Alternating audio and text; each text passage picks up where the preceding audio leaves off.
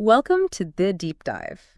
Today we're diving into something absolutely core to how we all function, the fundamentals of mental health. Think of this as, well, your express route to grasping the essentials. We want to cut through the jargon, give you a real understanding of what impacts your well-being. Yeah, absolutely. And we're drawing insights from a couple of key places here. Yeah. First, the Supremedic Healthcare Investment Collaboration. Right. Now, their focus is more on the bigger picture, healthcare strategies, systems, but it inherently acknowledges that health is all interconnected. Definitely. And second, we have material from Dr. Sirta Ramvishnoi's Understanding Mental Health Basics. That's part of the Lifelines. And Your Health Deserves a Lifeline series. Oh, yeah, that sounds really useful. It really is. It offers a very accessible, kind of caring look at the core ideas. Exactly. So our aim today is pretty simple, but, well, crucial. We want to get a clear handle on what mental health is, why it's so vital, especially, like you said, how it links to our physical health. Clear up some common misunderstandings, too. Yes, that's important. Give you a snapshot of some common conditions, share practical self-care ideas you can actually use, and sort of point you in the right direction for when and how to seek professional support. The goal is really to feel knowledgeable and empowered, right? Yeah. Not overloaded. Exactly, not overloaded. Okay, so to kick things off, what are we really talking about when we say mental health?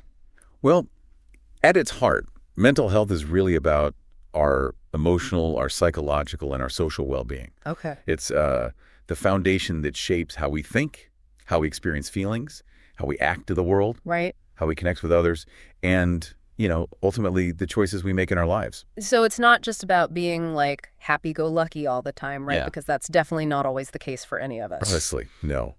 A really helpful way to think about it is maybe to draw a parallel with physical health. Okay. We all have physical health, right? Yeah. And it exists on a spectrum. Some days you might feel incredibly energetic, really strong. Yeah. Other days you might feel a bit under the weather. Mental health is similar. You'll have periods where you feel balanced and calm, and other times where you might feel maybe more stressed or overwhelmed. Right. Experiencing those ups and downs is a normal part of the human experience. It really is. That analogy to physical health really clicks. It makes a lot of sense. Now, why is getting a handle on our mental health so important? It still feels like a topic that some people find uncomfortable or just don't really understand. That's true. Historically, there's definitely been a lot of stigma, a lot of misunderstanding around mental health. Yeah. It wasn't always something people talked about openly. But we're increasingly recognizing how deeply our mental and physical well-being influence each other. It's really a two-way street. A bi-directional relationship, you mean? Exactly. If your body's dealing with an illness, that can certainly affect your mental state, maybe leading to feelings of frustration or sadness, that kind of thing. Sure. And what we're focusing on today is how our mental state can have very real physical consequences. Okay, can you give us some examples of those physical consequences? What does that look like? Absolutely. Think about stress, for instance. It's not just a feeling of being frazzled, Yeah. When stress becomes chronic, long-term, it triggers the release of hormones like cortisol. Now, over time, this can actually contribute to higher blood pressure, Wow. disrupt your sleep patterns, and even lead to digestive problems. Poor mental health can also impact your immune system, making you more susceptible to illness. That really highlights how interconnected everything is. It's not separate buckets at all. Not at all. So when we actively look after our mental well-being, what are the positive outcomes? What are the benefits? Oh, the benefits are substantial, really. Good mental health enhances your ability to perform effectively, whether you're at work or studying. Makes sense. It helps you build and maintain healthier, more supportive relationships with the people around you. It equips you with better ways to navigate the inevitable stresses that life throws our way. We all face them. Yeah, definitely. And it can foster a stronger sense of connection and belonging within your community. Okay, so we've got a clearer picture of what mental health is and why it's so important, just as important as our physical health. Exactly. Now, let's touch on some of the terms people might come across. What are some common mental health conditions that are, helpful to be aware of? Sure. There are several that are frequently discussed. Anxiety, for example. That involves overwhelming feelings of fear, nervousness, or worry that can be persistent Okay. and difficult to control, often interfering with daily activities. Right. Then there's depression, which is characterized by a prolonged period of sadness, maybe a loss of interest in things you once enjoyed, and often a significant lack of energy. We've already touched on stress, which is a natural response, but when it becomes chronic and unmanaged, it can lead to what we often call burnout. Burnout, yeah. Heard a lot about that. Then there's bipolar disorder. This involves significant, sometimes extreme shifts in mood, cycling between periods of elevated energy and mood known as mania and periods of depression. Okay. There's also obsessive compulsive disorder, or OCD, that's marked by unwanted repetitive thoughts, obsessions that can lead to repetitive behaviors, compulsions, as a way to try and alleviate the distress. Right, trying to manage the thoughts. Exactly. And finally, post-traumatic stress disorder, PTSD. This can develop after someone experiences or witnesses a deeply traumatic event.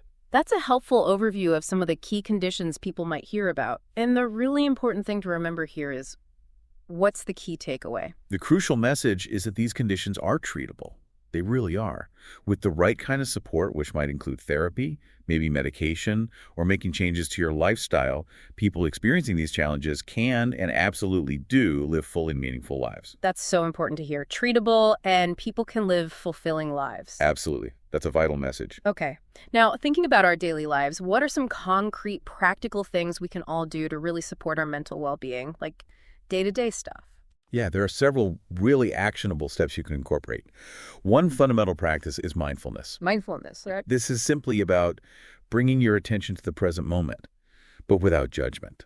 Even taking just 5 minutes each morning, say, to focus on your breath and the physical sensations in your body.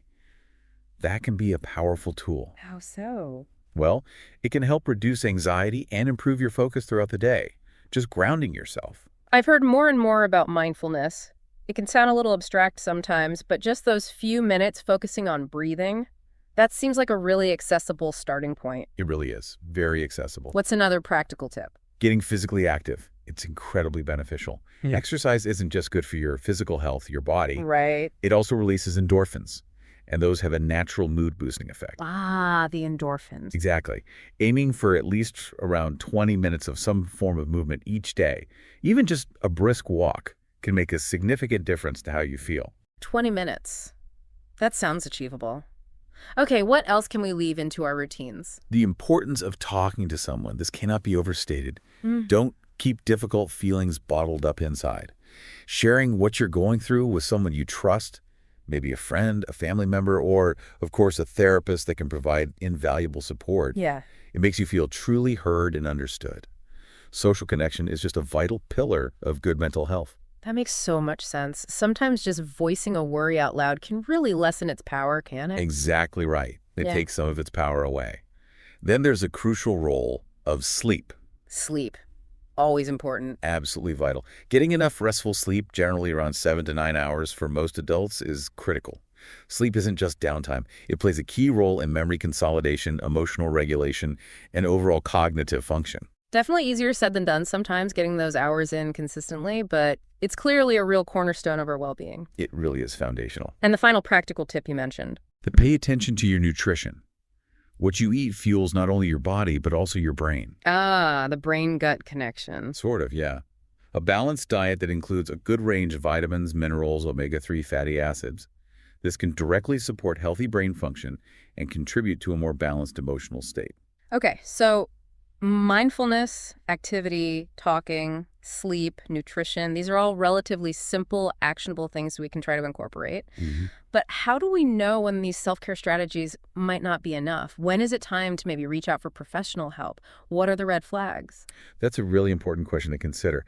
If you find yourself consistently experiencing feelings of intense sadness or perhaps overwhelming anxiety or just significant emotional distress, Okay. and it starts to interfere with your daily life, your ability to work, maintain relationships, or just generally function day to day, that's a strong indication that seeking professional support could be beneficial. So it's about the persistence and the impact on functioning. Exactly. Persistence and impact.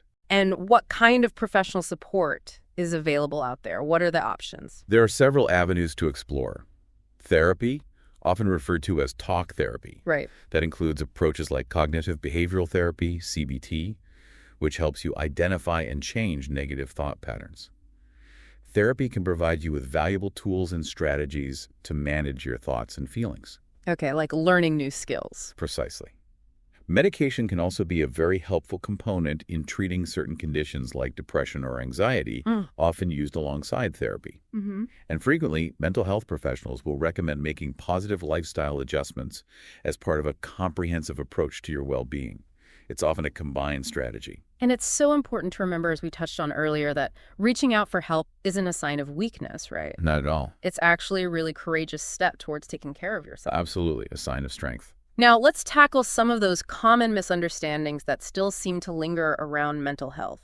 What are some of the myths you often hear that need debunking? Oh, there are a few persistent ones. One is that mental health problems are rare. Ah, yeah, you hear that. The reality is actually quite the opposite.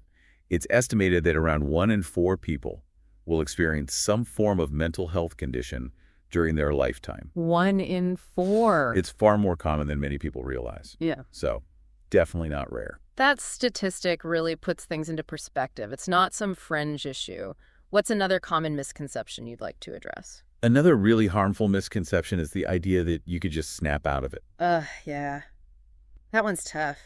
It really minimizes the genuine struggles that people facing mental health conditions experience. These aren't simply a matter of willpower or just being in a bad mood, Right. They often require understanding, support, and sometimes professional intervention. They're not a sign of personal failing or weakness. That's such a crucial point to emphasize. It's not about just trying harder. Exactly. Yeah. And is there a third myth you often encounter? Yeah, the idea that only therapy or medication can help. Okay, what's wrong with that? Well, while these are undoubtedly vital and effective tools for many, maintaining good mental wellness is a much broader picture. Right, like the self-care things we talked about. Exactly. Daily habits like regular exercise, ensuring you get enough sleep, eating a healthy diet, they all play a significant role, as do strong social connections and even finding sources of spiritual support for some people. So it's not an either-or situation. No, not at all. Yeah. Often it's a combination of factors that work best. It's a holistic. So it's a much more holistic approach to well-being then. Now, are there any more subtle signs that we should be paying attention to? Maybe early warning signs that might indicate someone, including ourselves, is starting to experience difficulties? Absolutely. There are often more subtle cues that can emerge before things become really overwhelming. Like what? Persistent feelings of sadness or increased irritability can be an early indicator. Feeling consistently overwhelmed or experiencing constant worry are also important to notice. Okay. Changes in your usual sleep patterns, sleeping much more or much less, or changes in appetite. Withdrawing from social interactions, maybe pulling back from friends and family, or a noticeable loss of interest in activities you typically enjoy that can be significant. Things you used to love doing just don't appeal anymore. Exactly. Also, difficulty concentrating or making decisions, things that used to be easier. And sometimes experiencing unexplained physical symptoms like frequent headaches or ongoing fatigue can also be early warning signs. So it's not always the dramatic portrayal we might see in movies or on television. These can be quite subtle shifts in our feelings and behaviors. Very much so. Subtle shifts. And it's really important to take these early signs seriously, both in yourself and if you observe them in someone you care about. Why is catching them early so important?